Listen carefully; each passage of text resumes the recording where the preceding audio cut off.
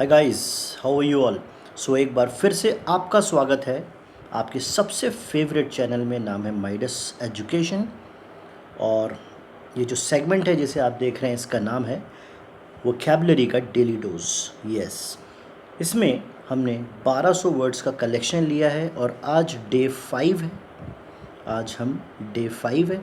आज हम बात करेंगे 41 से 50 ऐसे इम्पॉर्टेंट वर्ड्स की जो आते हैं CGL, CHSL, MPSI और अभी हाल ही में जो नए नोटिफिकेशन आ रहे हैं और जो आगे एक एग्ज़ाम होने वाले हैं जिसमें जेल प्रहरी और शिक्षक पात्रता परीक्षा, इसके अलावा SSC CHSL का पेपर जो है, ये सारे एग्ज़ाम्स में ये जो वर्ड्स हैं ये बहुत ही ज़्यादा काम के हैं। आपका काम सिर्फ इतना है, ये 1200 वर्ड है, मैं पर डे 10 वर्ड पढ़ाता हूँ और जो हमारी वीडियो है वो मॉर्निंग में ठीक 9 बजे मैं अपलोड कर देता हूँ यूट्यूब चैनल पे। तो बने रहिएगा मेरे यूट्यूब चैनल के साथ। रोज़ 1 से 2 बार मेरे वीडियोस को आपको देखना है ताकि एग्ज़ाम के आने तक आपको ये सारे के सारे वर्ड्स अच्छे से याद हो जाएं, आपको कोई भी कन्फ्यूज़न एग्ज़ाम में ना रहे। तो चलिए शुरू करेंगे हम आज के वर्ड्स। दोस्तों, पहला वर्ड लिया है जिसका नाम है एमनेस्टी। अब एमनेस्टी का मतलब क्या होता है? एमनेस्टी एक बहुत बड़ी संस्था भी है, आपने नाम भी सुना होगा, एमनेस्टी इंटरनेशनल। इनका काम है, ये काम करते हैं कैदियों पे खासकर, और जो उनके ह्यूमन राइट्स पे भी काम करते हैं। इसका मतलब क्या? अब इतनी बड़ी संस्था है, उसने अपना नाम एमनेस्टी ही क्यों रखा? देखो, एमनेस्टी का मतलब ये होता है सरकार के द्वारा दिया जाने वाला क्षमादान। मतलब जैसे कोई कैदी है, अपराधी है और वो जेल में है, लेकिन उसको 5 साल की सज़ा हुई है सपोज़, और उसके अच्छे आचरण हैं, तो सरकार या कभी कभी क्या करती है, या राष्ट्रपति का बर्थडे हो तो वो क्या करता है, किसी कैदी के अच्छे आचरण को देख के उसकी क्षमा, उसकी जो सज़ा है उसको कुछ दिन के लिए क्षमादान दे देता है कि भाई आपकी 2 महीने की सज़ा, 1 साल की सज़ा माफ़ कर दी गई। तो यदि ऐसा होता है तो हम उसको बोलते हैं, उस कैदी को जनरल पार्डन दिया गया या उसको एमनेस्टी दी गई। तो एमनेस्टी का मतलब होता है जनरल पार्डन। और इसका जो उल्टा या एंटोनिम वर्ड है, इसके मैंने एंटोनिम वर्ड्स भी यहाँ पे प्रोवाइड किए हैं। एंटोनिम होता है इसमें पनिशमेंट या पेनल्टी, क्योंकि यहाँ माफ़ी मिल रही है तो यहाँ पर पनिशमेंट हो गया। ठीक है, एमनेस्टी का ऑपोजिट वर्ड क्या हुआ? पेनल्टी या पनिशमेंट। आई थिंक ये वर्ड अच्छे से समझ में आ गया होगा। चलिए चलते हैं नेक्स्ट वर्ड पे। देखिए, दूसरा वर्ड है एमोरल। एमोरल वर्ड निकला है मॉरल से। मॉरल मतलब क्या होता है? नैतिकता। ठीक है, अब नैतिक होता है कौन? मॉरल, जिसके अंदर कोई मॉरलिटी हो, ये मॉरल। लेकिन अब यहाँ पे देखो, ये 2 वर्ड हैं, एक है एमोरल और एक है इमोरल। एक है एमोरल और एक है इमोरल। एमोरल और इमोरल में क्या फ़र्क है? एमोरल वो होता है जिसको सही या गलत का कोई मतलब ही ना पता हो। अगर उसने कोई काम किया तो उसे यही नहीं पता होगा कि मैंने सही किया या गलत किया, उसे कहते हैं एमोरल। लेकिन एक होता है इमोरल। इमोरल जो होता है ना, उसे ये पता होता है कि गलत और सही में क्या फ़र्क है, उसके बाद वो किसी के साथ गलत करता है, तब वो इमोरल काम करता है। तो 3 मीनिंग को समझ लीजिए। मॉरल मतलब नैतिकता, एमोरल जिसे सही या गलत का कोई मतलब या पता ही ना हो, और इमोरल जिसे पता हो कि ये गलत है लेकिन उसने जानबूझकर फिर उस काम को किया होगा। तो ये होता है मॉरल, एमोरल और इमोरल। एमोरल क्या होगा? एक बार फिर से, सही या गलत का जिसको मतलब ना पता हो। अब इसका एंटोनिम क्या होगा? इसका एंटोनिम होगा मॉरल या प्रिंसिपल्ड। ठीक है, ये बहुत सिंपल वर्ड थे, याद हो गए होंगे। चलिए आगे देखते हैं next word. Next word is amorphous. Amorphous निकला है मॉर्फ शब्द से। एमॉर्फस किससे निकला हुआ है? मॉर्फ से। मॉर्फ का मतलब होता है फॉर्म या शेप। ठीक है, जहाँ भी मॉर्फ वर्ड आएगा वहाँ शेप या फॉर्म के बारे में होगा। तो यहाँ पे हो गया एमॉर्फस। एमॉर्फस मतलब विदाउट क्लियर शेप, जिसका कोई स्वरूप या शेप डिफाइन ना हो। जैसे हम वो ईश्वर के लिए बोलते हैं, ईश्वर अनाकार है, जिसका कोई आकार ना हो, उसे कहते हैं एमॉर्फस। और इसका जो एंटोनिम वर्ड होगा वो होता है शेप्ड एंड डिफाइंड, उसे कहते हैं एमॉर्फस।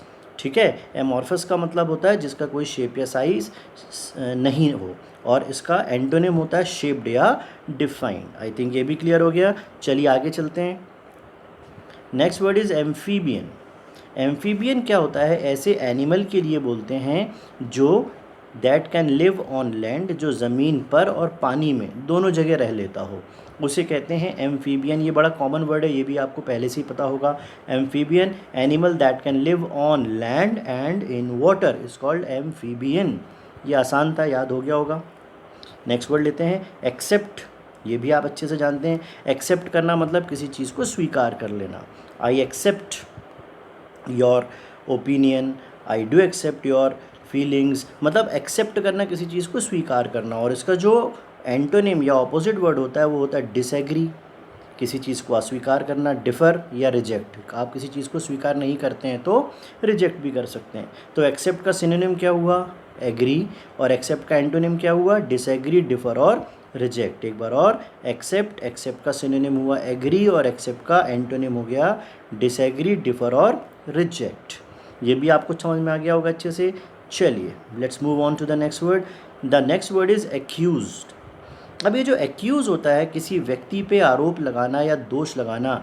जैसे पुलिस ने किसी को पकड़ लिया तो सबसे पहले पुलिस क्या बनाती है, उस व्यक्ति को आरोपी, कि भैया इसने चोरी की है। अब लेकिन चोरी की है ये सिद्ध होगा नहीं होगा, ये कोर्ट का काम है, पर पुलिस उसको क्या बनाएगी, एक्यूज्ड बना देगी। उस पर दोष तो लगाया हुआ है, ठीक है। इसका जो ऑपोजिट वर्ड होता है, मतलब हम जिस पे ब्लेम लगाते हैं उसको हम एक्यूज्ड कहते हैं, और इसका जो ऑपोजिट होता है वो होता है एब्सॉल्व। एब्सॉल्व करना मतलब जिस व्यक्ति पे आरोप लगाए होंगे उसे उस आरोप से बरी कर दिया गया। जैसे बोलते हैं ना, कोर्ट बोलता है कि अब आपको बाइज्जत बरी कर दिया गया, दैट इज़ कॉल्ड एब्सॉल्व। एक्सोनरेटेड या फ्री फ्रॉम ब्लेम, ये कॉमन सा शब्द है, फ्री फ्रॉम ब्लेम। एक्सोनरेटेड यानी फ्री फ्रॉम ब्लेम, एब्सॉल्व ये इसका एंटोनिम है। और एक्यूज़ क्या है, इसका सिनोनिम है। एक्यूज़ का मतलब होता है आरोप लगाना और एब्सॉल्व का मतलब होता है आरोपों से बरी कर देना। आइए देखते हैं नेक्स्ट इंपॉर्टेंट वर्ड, एक्यूरेट। ये भी आप पहले से ही जानते होंगे, आई थिंक सो। एक्यूरेट मतलब उनके आंसर बड़े एक्यूरेट थे, या जो उन्होंने रीडिंग ली है, जैसे कोई बुखार था उसके टेम्परेचर को नापा तो उसने जो रीडिंग ली है बिल्कुल एक्यूरेट ली है। तो एक्यूरेट मतलब बिल्कुल सही, जिसमें कोई भी त्रुटि ना हो, बिल्कुल ठीक हो, बिल्कुल शुद्ध हो, एग्जैक्ट हो, हम उसे क्या बोलते हैं, एक्यूरेट। और इसका जो उल्टा वर्ड होता है, एंटोनिम होता है, वो होता है इनएक्यूरेट, इनएग्जैक्ट और वेवर्ड। यानी जो एक्यूरेट ना हो या सही ना हो उसे कहते हैं inaccurate. The next word is accumulate. Accumulate, accumulative का मतलब होता है किसी चीज़ को, बहुत सारी चीज़ों को एक साथ इकट्ठा कर देना, जैसे कलेक्ट करना, अमास करना, गैदरिंग करना, स्टोर करना। तो उन्होंने बहुत सारा काला धन इकट्ठा करके रखा हुआ है, इकट्ठा करके रखना उसे क्या बोलते हैं, एक्यूमुलेट। और डिसिपेट इसका ऑपोजिट शब्द है। डिसिपेशन का मतलब होता है वेस्ट करना, जो चीज़ है उसको भी ख़राब कर देना या अलग अलग कर देना, डिसिपेट। जैसे किसी ने कहा डोंट डिसिपेट योर एनर्जी, अपनी एनर्जी को डिसिपेट मत करिए। एक्यूमुलेट योर एनर्जी, एनर्जी को अपने पास स्टोर करिए, ऐसे काम करिए जिसमें आप अपनी ऊर्जा को सही काम में लेके जाएँ। तो एक्यूमुलेशन की ज़रूरत पड़ेगी, और डिसिपेट कर देंगे तो वेस्ट हो जाएगा। चलिए लेते हैं next word. The next word is acquaintance. Acquaintance, इसका वर्ड उच्चारण देख लीजिए, एक्वेंटेंस।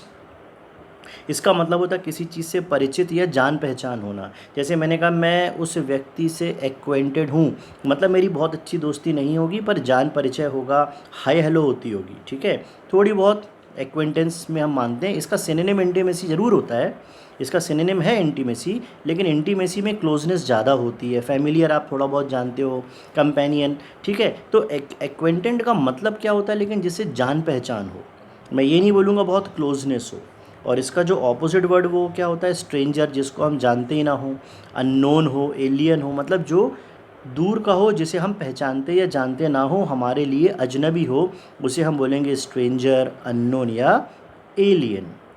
आई थिंक ये वर्ड भी आपको अच्छे से समझ में आ गए हैं। आइए नेक्स्ट वर्ड लेते हैं। The next word is accord. अब देखो एकॉर्ड तो नाम से ही पता चलता है, अकॉर्डिंग हम क्या बोलते हैं, अकॉर्डिंग। जैसे मैं आपके अकॉर्डिंग काम कर रहा हूँ, तो क्योंकि मैं आपके अकॉर्डिंग काम कर रहा हूँ तो बट ऑब्वियस ये बात है मैं आपसे एग्री करता हूँ, तभी तो आपके अकॉर्डिंग काम कर रहा हूँ। किसी बात से हम एग्री करते हैं तो एकॉर्ड है, और अगर हम एग्री नहीं करते हैं, सहमत नहीं हैं, तो क्या हो जाएंगे, डिसएग्री या कॉन्ट्रास्ट। कॉन्ट्रास्ट का मतलब ठीक एक दूसरे के विपरीत। और विथहोल्ड यानी रोक के रख लेना। तो क्योंकि आप एग्री करते हो तो आप अकॉर्ड में हो, रोक के रख दिया मतलब एग्री नहीं करते, तभी तो कोई चीज़ विथहोल्ड में हो गई या डिसएग्री हो गई या कॉन्ट्रास्ट में हो गई। आई थिंक ये वर्ड भी समझ में आ गया। अकॉर्ड को आप अकॉर्डिंग से याद कर लो, और अकॉर्डिंग का मतलब I am working according to you. चलिए आगे देखते हैं। आज के 10 वर्ड हमारे बड़े इंपॉर्टेंट वर्ड थे, ये कंप्लीट हो गए दोस्तों। आज का वीडियो कितना नॉलेजेबल और इम्पॉर्टेंट लगा मुझे प्लीज़ लाइक, कमेंट और शेयर करके बताएं, और सब्सक्राइब करें अपने दोस्तों को। हम फिर से मिलेंगे कल एक नए एपिसोड में और एक नए दिन के साथ अगले 10 वर्ड्स पढ़ने के लिए। तब तक बने रहिए मेरे चैनल के साथ, हम मिलेंगे फिर से। Bye bye.